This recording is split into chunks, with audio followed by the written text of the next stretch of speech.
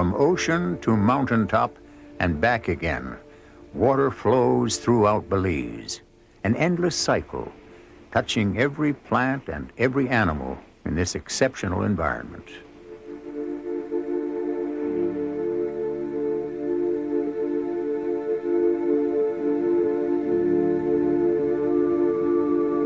Nestled on the warm Caribbean coast, Belize is a tiny nation, not much bigger than the state of Massachusetts, but its terrain is remarkably diverse, embracing everything from rainforests to lagoons.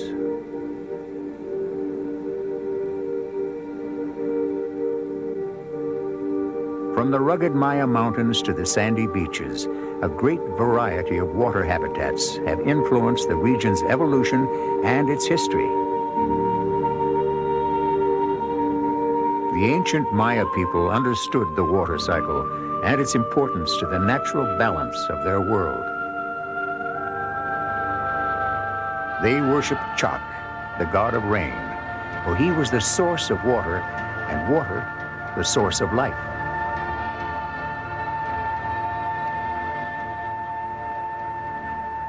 The path of the rain god begins in the Maya Mountains, where swiftly flowing streams are replenished by seasonal rainfall. Here, the rocky terrain is among the most infertile in the tropics, and very few nutrients are washed into the waterways.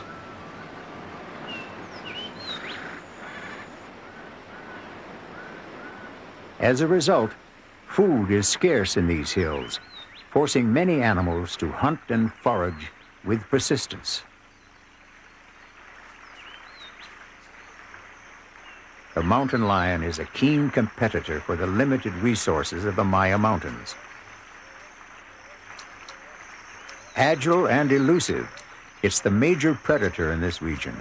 Constantly alert for potential prey, it must be stealthy to survive.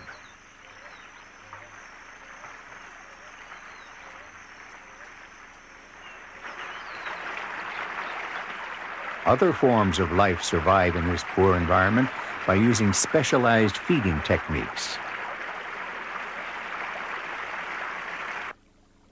Black fly larvae live in high mountain streams where there's very little food. They compensate for the lack of nutrients by feeding with remarkable efficiency. Using two mucus-covered filters, they extract tiny particles of food which will fuel their transformation into adult black fly.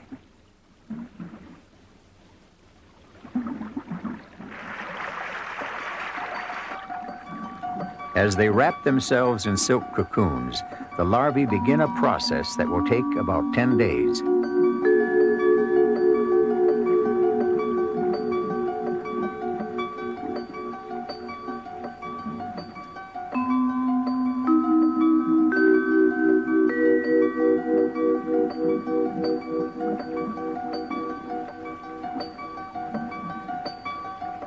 Protected by a bubble of air, they float to the surface and fly away.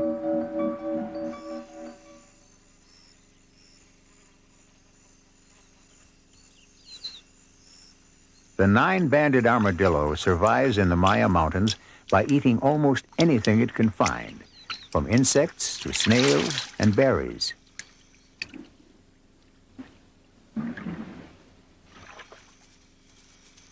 In Spanish, armadillo means little armored one, an accurate name. Thick protective plates allow this creature to escape from predators through heavy bush and thorns.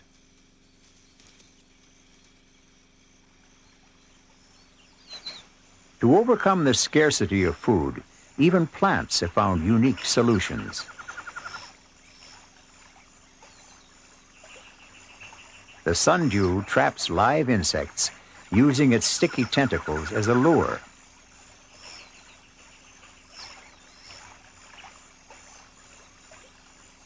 When an insect is caught in its fatal embrace, no amount of struggling will allow it to escape.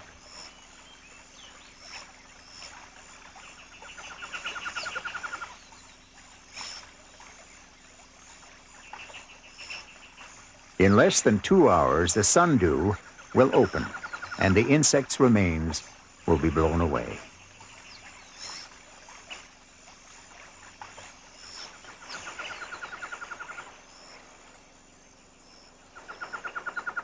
Food is more plentiful along the riverbanks, where fallen fruit is accessible to animals that forage for a living. Although they are only about 10 weeks old, the young armadillos leave their mother and begin to explore their surroundings.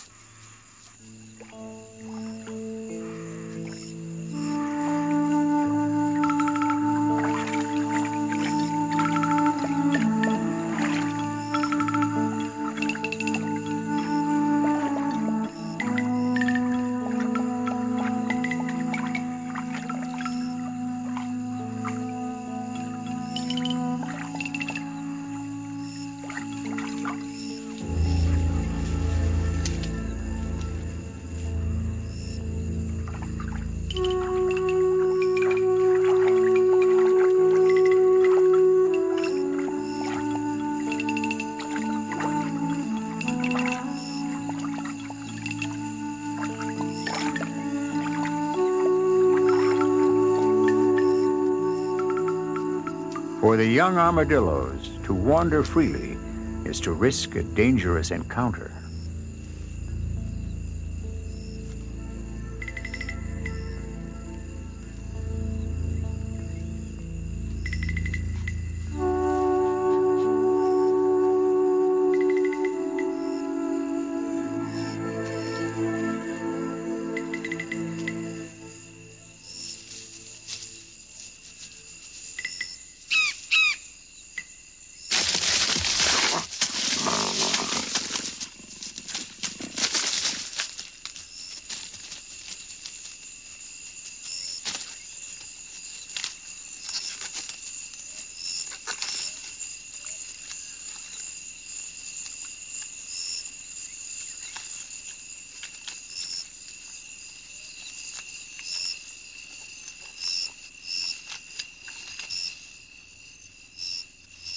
Cautiously, the surviving animals collect dry grass for nesting. Their front claws, though not fully developed, are curved for digging and gathering. When they grow older, the armadillos will be well equipped to live in these surroundings. They will become skillful at feeding with their long tongues and sensitive snouts, and their soft, leathery skin will harden into tough, protective plates. In the meantime, they are at risk wherever they go.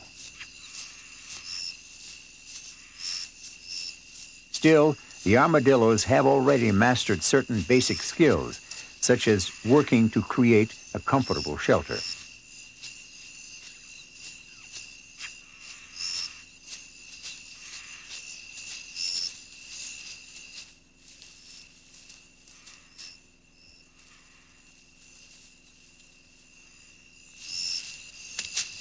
For the mountain lioness, even the smallest carcass may be worth preserving for another time.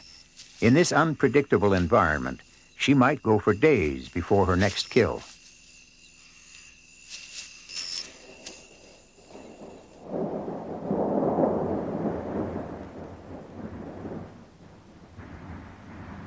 After 4 dry months, the rains return with a vengeance.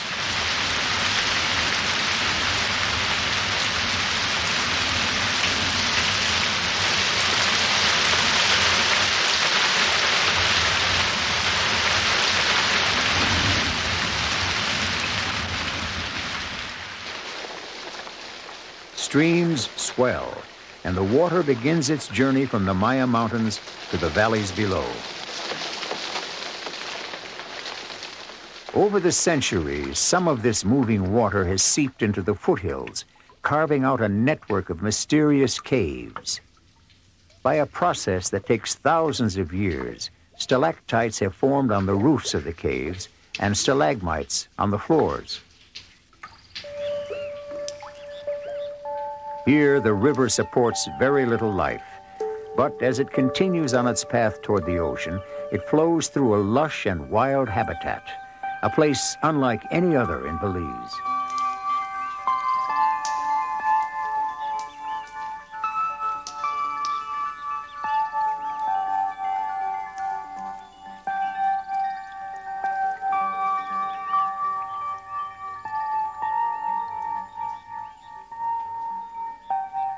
On the borders of darkness and light, some unique forms of life have emerged.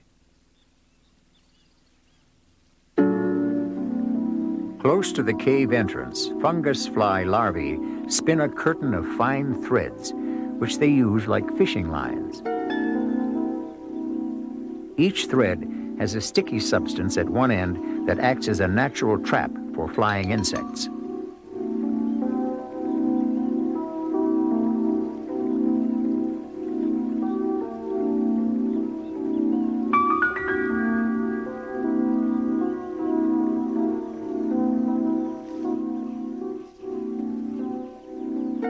When an insect is caught, the larva can feel vibrations in the line. And the victim, unlikely to escape, is reeled in to be eaten alive.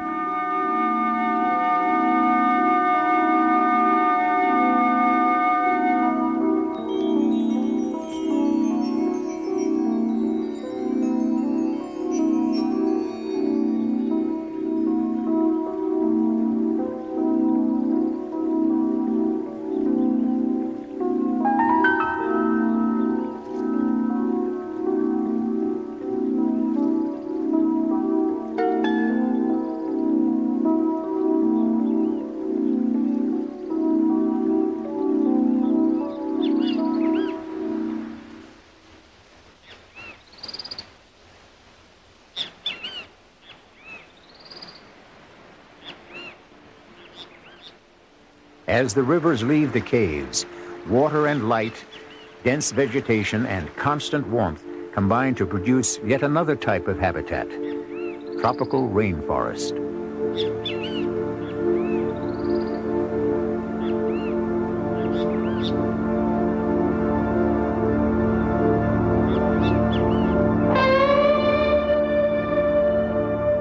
This is limestone country.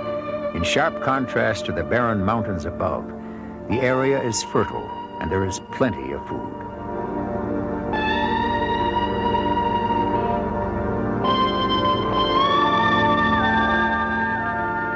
Just as in the mountains, the vegetation is richest along the riverbanks, but the waterways have widened, gathering nutrients as they pass through the valleys.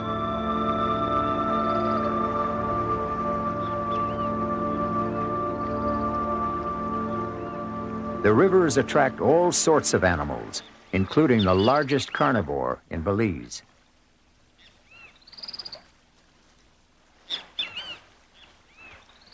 This is an unexpected place for a land animal to feed, but the jaguar is wise enough to choose its prey carefully.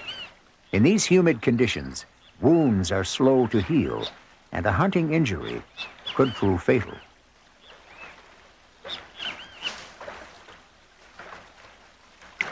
This female jaguar will play it safe, taking easy prey if she can.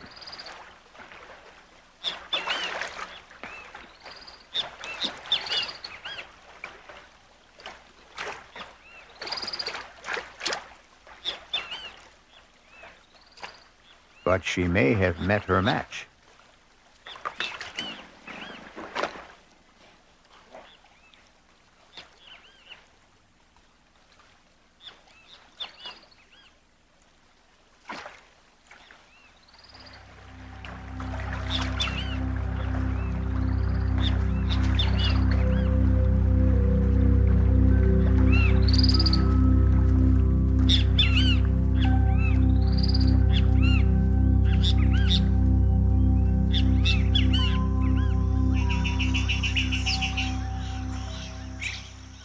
High above the forest canopy, the dominant scavenger is the king vulture.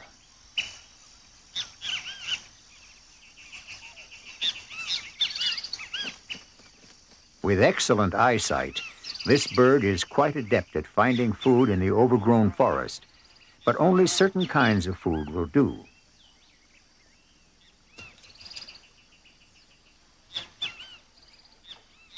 Because it has weak claws, the vulture has difficulty killing live prey. As a result, it feeds mostly on carrion.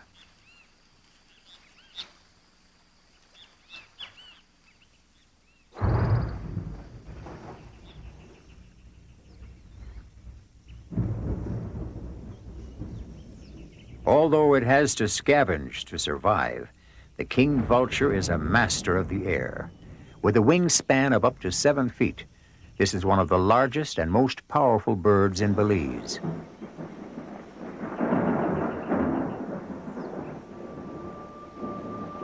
The wet season lasts for 8 months of the year, with the heaviest rains always at its beginning. Almost overnight, the land is inundated.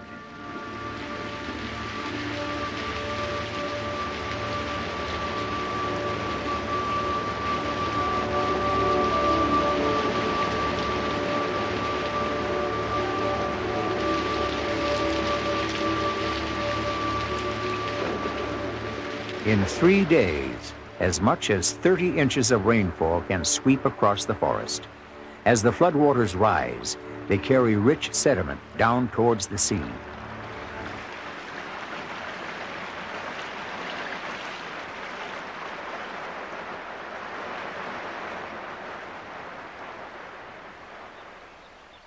On the river banks, where the most light penetrates, heliconia plants thrive.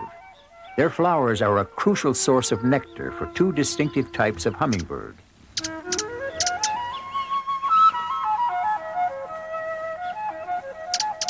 The rufous-tailed hummingbird is brilliantly colored, its prism-like feathers catching the light as it moves. And although it's fiercely territorial, the bird is small enough to perch in safety almost anywhere it chooses.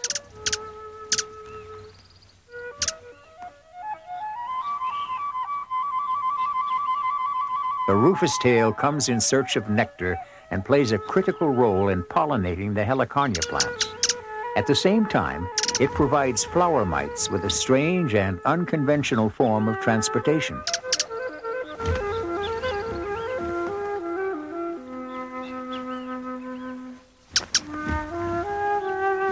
As each flower dies, the mites crawl inside the bird's nasal passages and hitch a ride to the next flower.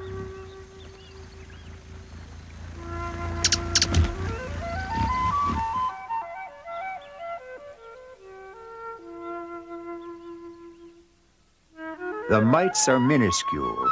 They live for as long as they can inside the base of the flower, feeding on nectar and pollen until the blossom begins to wither and die. The long-tailed hermit is much larger than the rufous tail and much less territorial. As a result, this hummingbird covers a lot of ground in its search for food, and it feeds constantly, just to replenish the energy it expends fluttering its wings.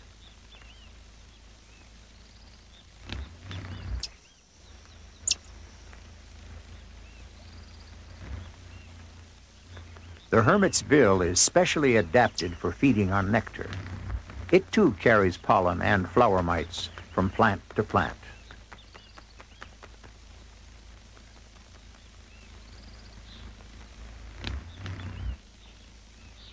But the hermit's freedom of movement is not absolute.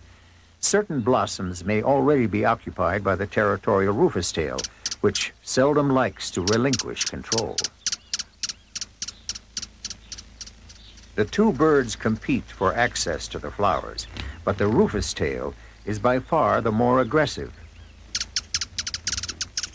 It will chase away anything it perceives to be a threat, even so benign a creature as the owl butterfly.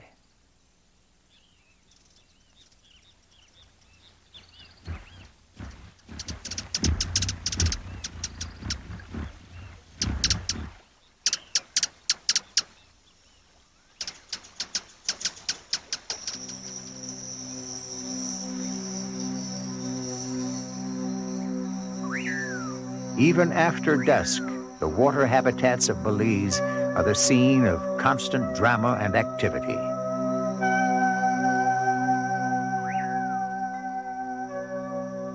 The owl butterflies arrive in the evening to lay their eggs on the heliconia plants, an activity that seems to enchant this young margay.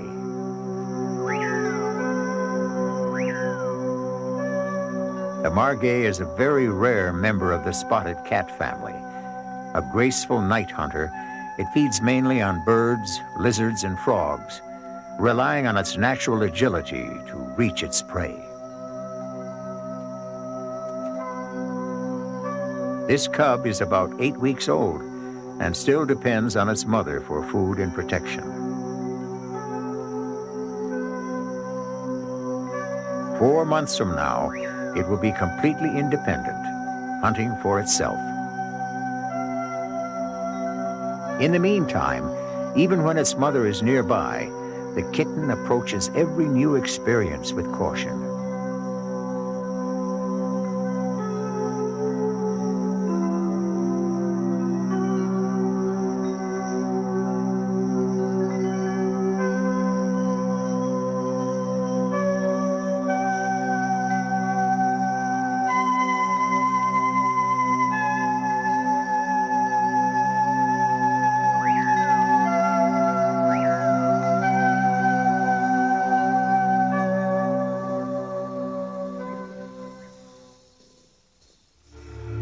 Night is also the domain of stealthy predators. In the mountains and the lowlands, the tarantula hunts insects and small mammals by lying in wait at the mouth of its burrow.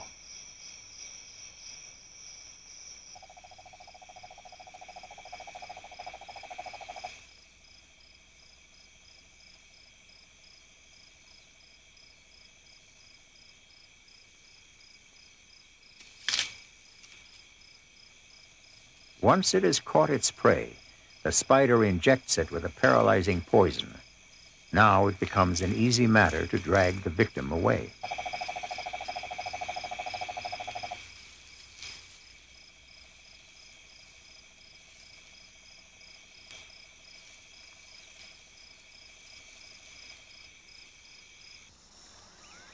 Rather than lying in wait, the extraordinary fishing bats strike from above.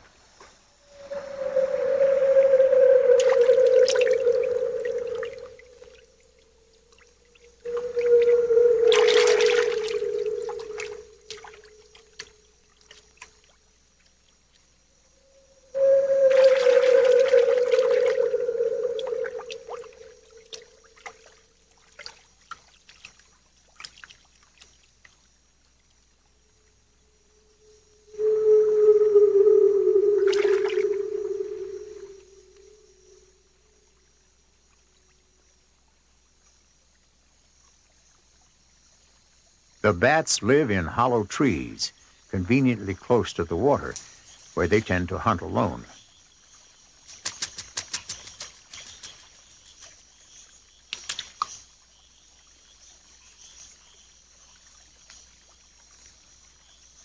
In addition to gigantic wings, they have developed extremely sharp teeth and special claws for trolling on the rivers.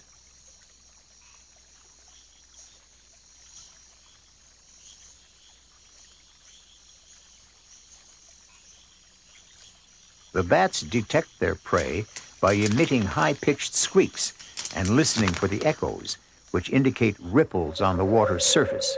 They quickly analyze the signals, homing in on their prey with deadly precision.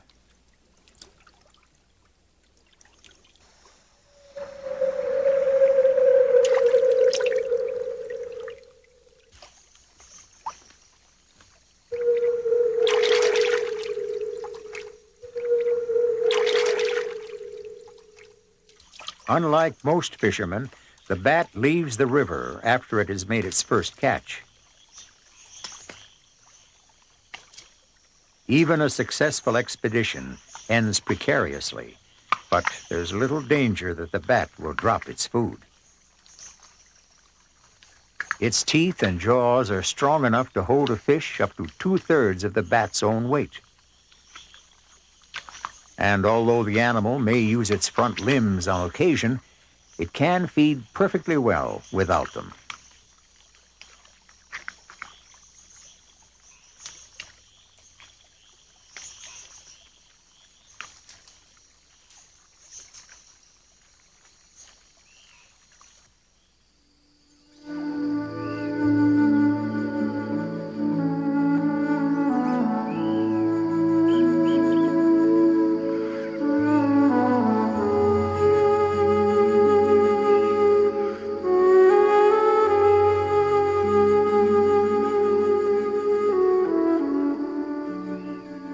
As the rivers of Belize leave the rainforest, they change dramatically.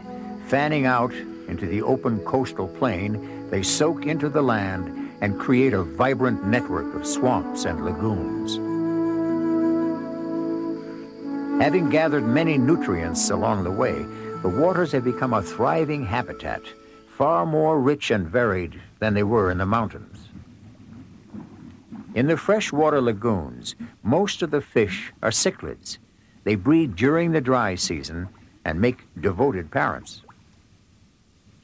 The adults often guide their young through dangerous waters where predators are numerous.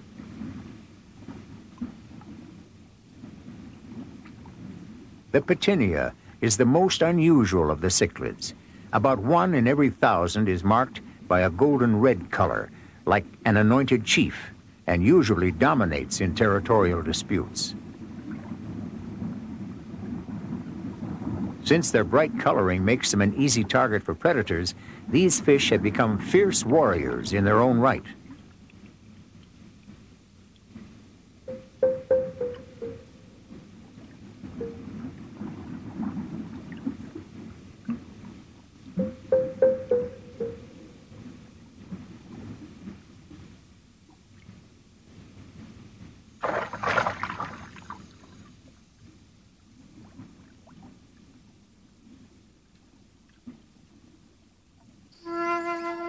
In the swamps, the dry season brings a mass of flowers.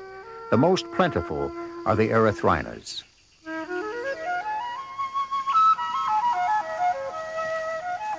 Black howler monkeys make a pilgrimage from the forest to take advantage of their rich nectar. The howlers have such a passionate appetite that they eat the leaves and buds as well as the flowers. Coatis also enjoy the nectar, but without destroying the blossoms. Theirs is a softer touch.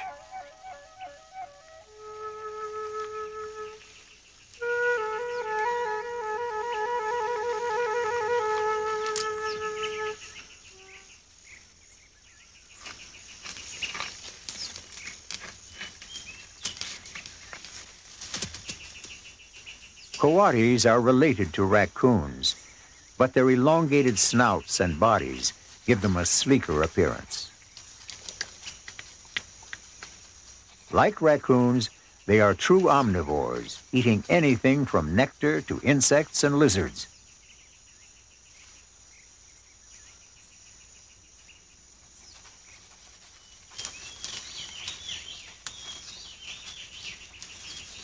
With so many sources of food to choose from, the coati is a versatile hunter.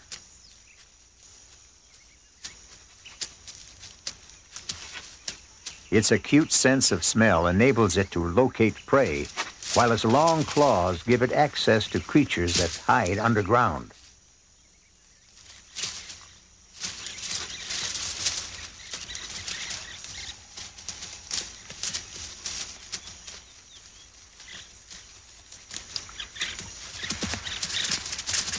In this case, the female has unearthed a tarantula, which she prepares with the skill of a seasoned chef by removing all the poisonous hairs from its back.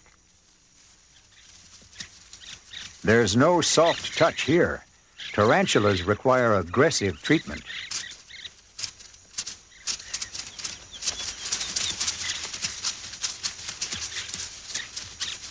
The preparation is fairly time-consuming, but without it, the spider would be inedible.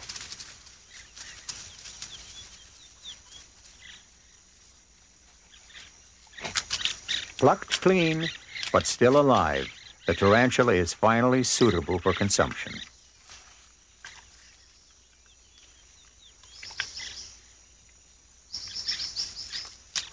The rewards of the hunt are not shared equally. The other animal will have to fend for itself.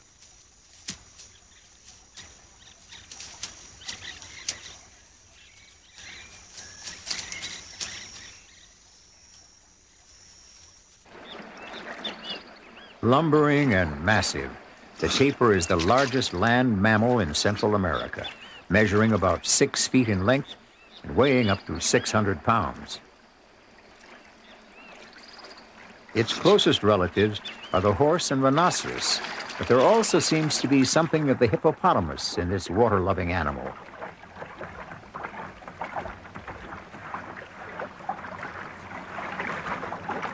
Pulling up weeds and other vegetation from the river floor, the tapir manages to stir up food for the fish as well.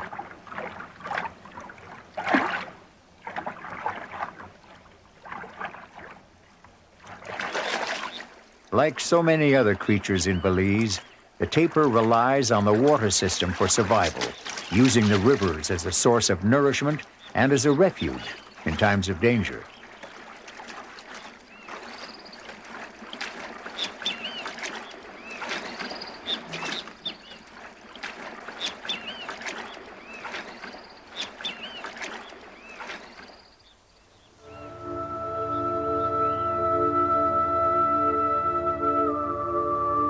As the rivers approach the ocean, fresh and salt water mix for the first time.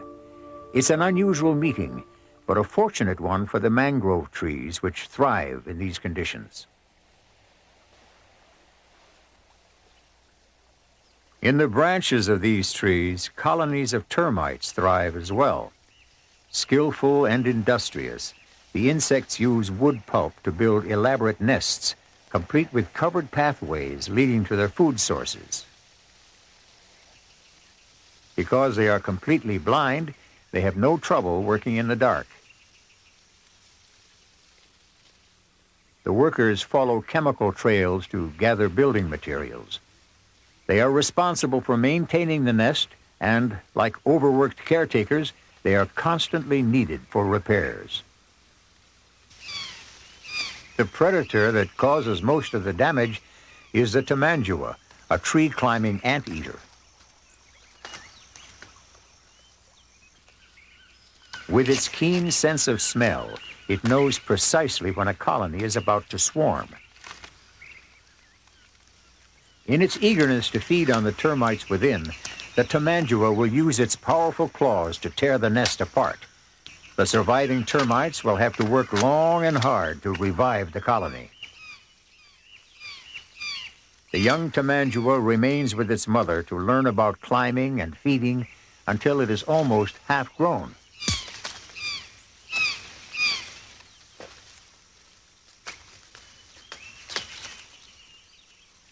Tamanduas bear only one offspring at a time, and aside from an unusually strong bond between the mother and her young, they tend to live alone.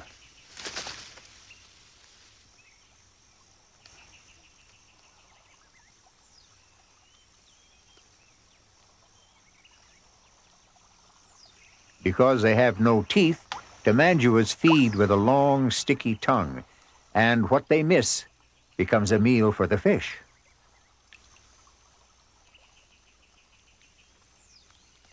When the nest is under attack, only soldier termites are able to protect it. They have a special snout through which they squirt a noxious fluid at potential predators.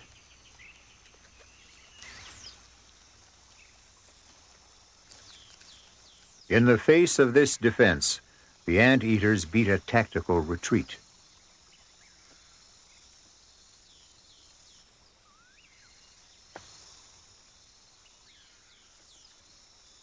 Mother and young may return later to resume their attack.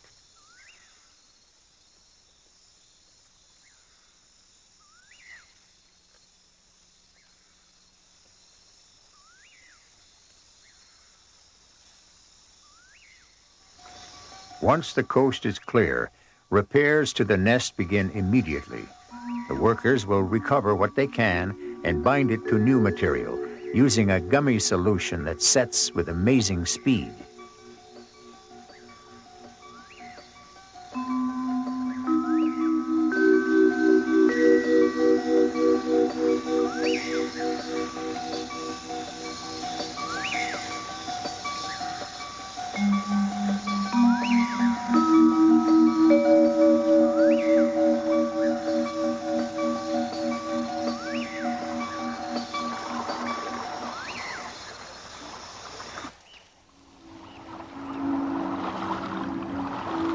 Near the end of its journey, the water is becoming gradually more salty.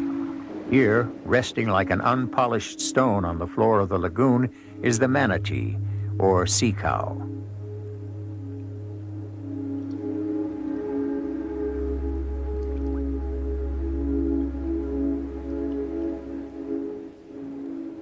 This gentle animal is at home in both fresh and salt water and has the distinction of being one of the only vegetarian marine mammals.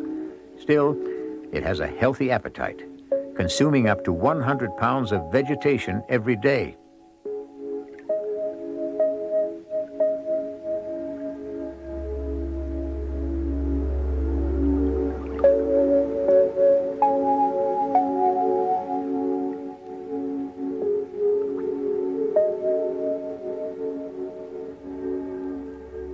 Manatees are often solitary, but when they do meet, they are extremely affectionate and sociable. They come up for air every 15 minutes, and they also nurse their young at the water's surface.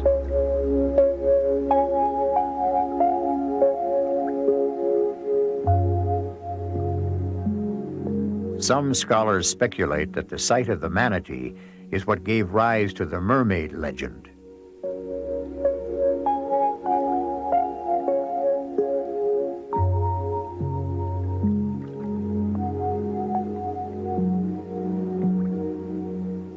From these warm and shallow lagoons, the manatee heads for the open sea, following the water cycle to its final destination.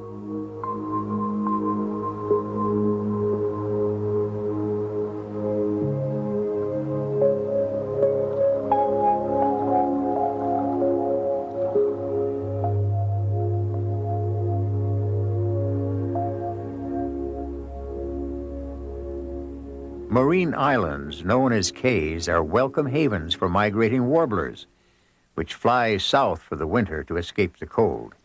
It's a long and tiring trip, and this is their first resting spot. But they must always be on guard.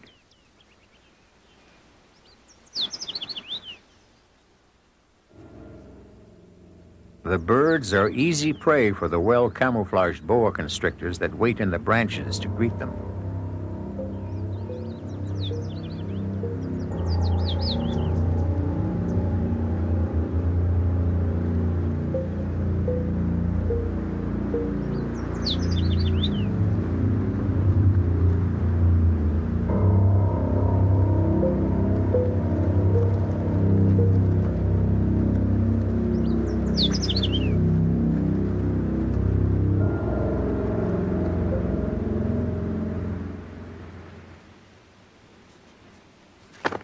At the first opportunity, the scheming boa will wrap the newcomer in a powerful embrace.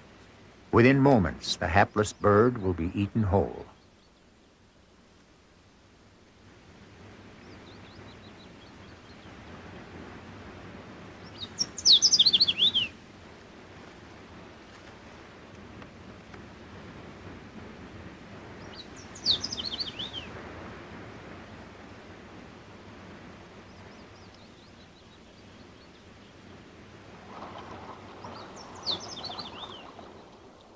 The snakes have a true feast this time of year. A boa can make several kills a day and will actually swim from island to island in search of the migrating birds.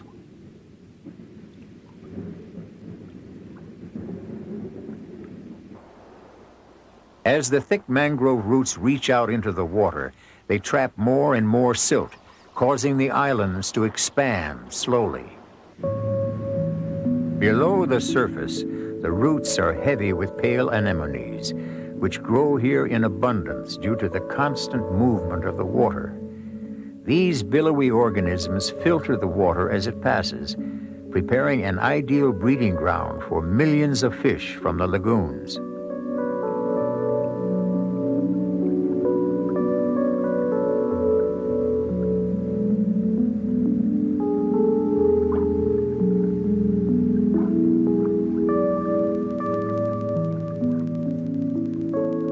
Many of the fish also come from the nearby coral reef. Second in size only to the Great Barrier Reef of Australia, this spectacular mass of coral stretches for 175 miles from the Yucatan Peninsula to the Gulf of Honduras. Built on a bed of clay washed down from the Maya Mountains centuries ago, this barrier has protected the mangrove swamps and lagoons from the ocean, creating a magnificent specialized environment that rivals any in the natural world. Beyond the reef, Caribbean birds find safe nesting areas. This island supports a community of more than 4,000 red-footed boobies. With so high a population, the breeding season is a busy time.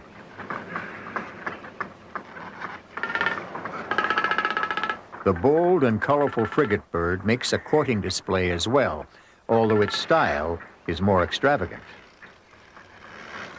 Once they find mates, the boobies make exceptional parents. They're affectionate with one another, and they share all the responsibilities of parenting, from incubating the eggs to protecting and feeding the young.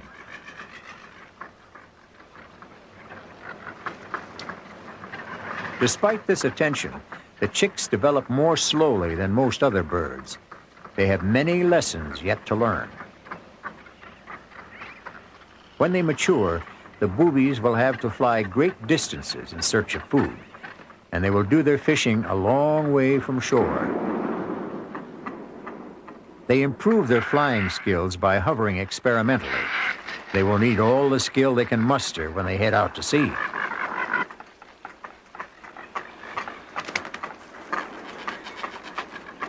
On fishing expeditions, the young boobies are no longer safe. They are completely at the mercy of the frigates. These master opportunists are sometimes known as men of war because they ambush other birds, skillfully stealing their food.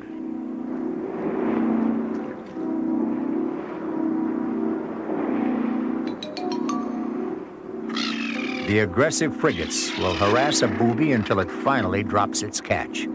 Since the young birds haven't learned to give up quickly, their struggles can cost them dearly.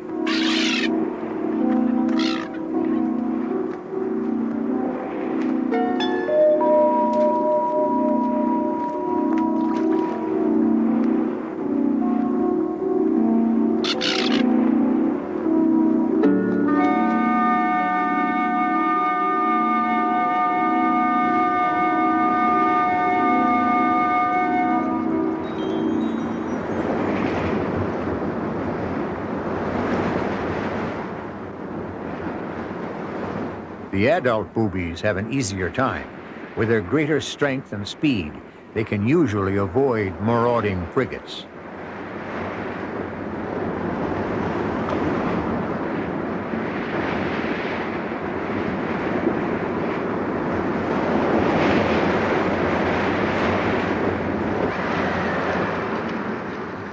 Between July and October, violent storms often strike Belize, and from time to time, hurricanes leave a trail of devastation in their wake.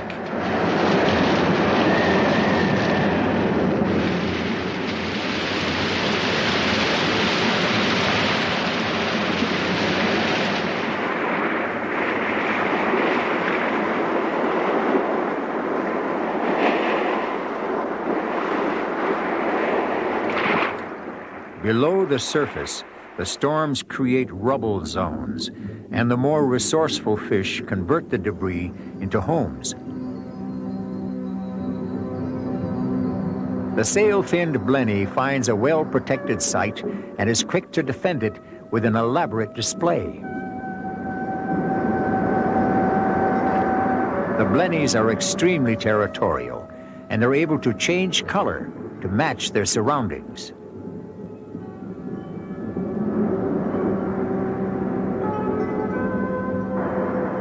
The decorator crab uses a more creative means of camouflage. It actually adorns itself by fixing algae to its back.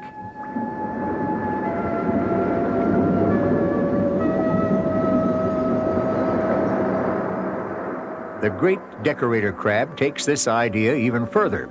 It carries live sea anemones on its back, an ornamental disguise that takes a willing partner.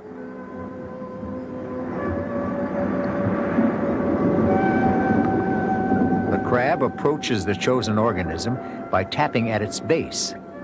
The anemone then detaches itself from the coral, and after being carefully cleaned and groomed, it's placed on the crab's back.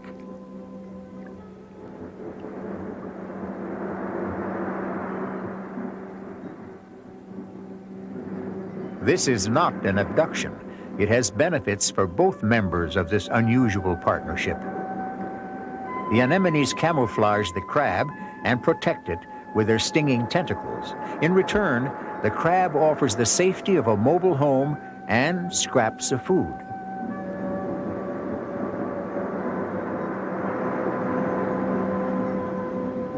In the wake of the storms, dead coral becomes building material for new cays and islands, and the broken coral that hasn't died soon regenerates itself.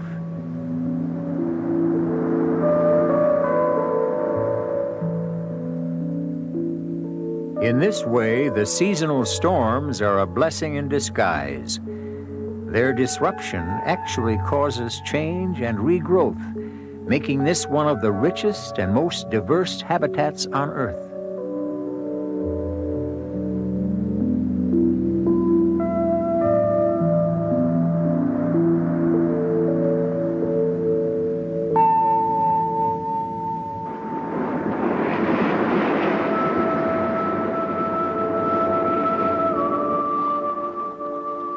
Our journey is now complete.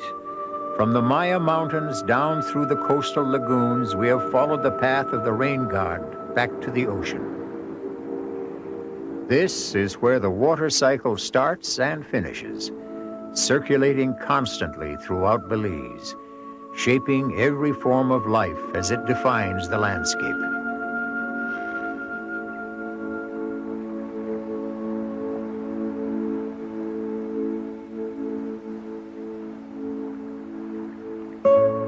The endless flow of water has scarcely changed for thousands of years, and it will continue to support this wild land for centuries to come.